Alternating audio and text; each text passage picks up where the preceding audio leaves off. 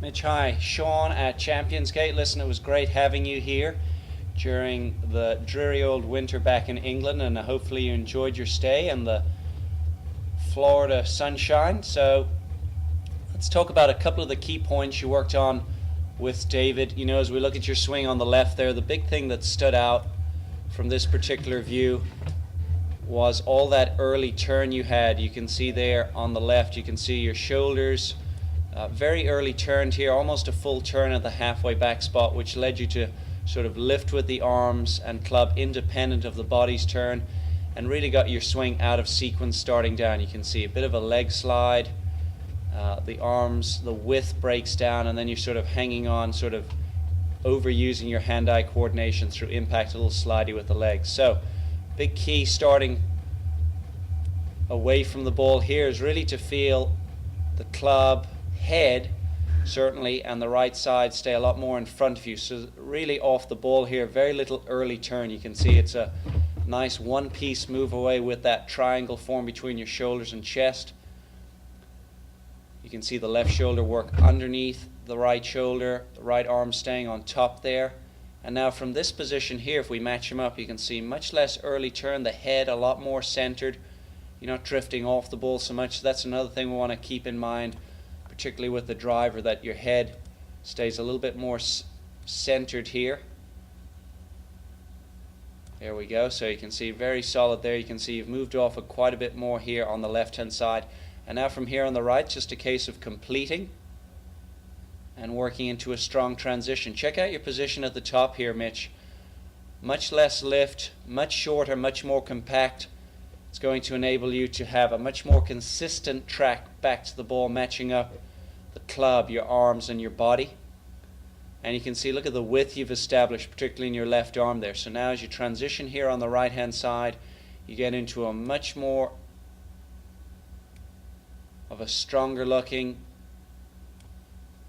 transition, a lot more width to it. You can see the left arm's maintained its width, and then into the back of the ball for really a great impact position. You can see here on the left you look a little bit more jammed up, particularly in your right arm there, and a lot less release going on here. You can see on the right hand side, nice full release. Still need to do a little bit of work on the leg motion, we know that, but overall great progress. Let's have a look at this drill in motion here on the right hand side. So this is your little 8 o'clock drill. You basically set up in normal posture with a 7-iron off a peg, work it back to your little 8 o'clock spot, and then from there, when your hands are right around your right thigh, go ahead and make that nice turn into your right side, but also feeling like you make a strong transition, adding pressure underneath that left foot there. That'll keep the arm swing in check, will stop it from getting too lifty and long. So we can see here as you start back, a little movement to complete, starting down, increasing that pressure under your left foot, unwinding, and you can see your swing much more matched up here. Great job. As we look from down the line, Mitch, we can see the posture obviously a lot more on the balls of the feet, not sitting back on your heels as you were here on the left when we filmed you. So you want to keep that pressure right across the balls of the feet right here, or certainly the center of the feet. You can see sitting back on the heels here on the left. So remember, we want to get into an athletic balance position. Now when you start back here on the right hand side, we just need a little movement to your 8 o'clock spot. You'll feel very little turn in your right hip, right side early on. You'll feel like the handle of the club stays in while the club head stays out. Unlike this start here on the left, where sort of the head of the club is going in along with your right arm and right shoulder. So from here you'll have a lot more resistance early on from which to wind up, and you can see just a beautiful spot at the top, the left arm plane matching your shoulder plane.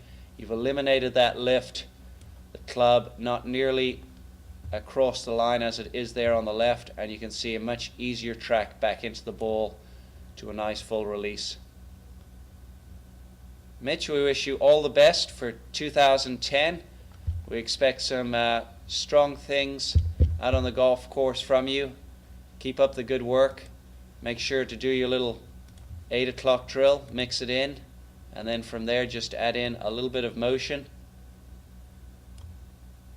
making sure you keep this swing nice and short and compact. Alright, so have a great season.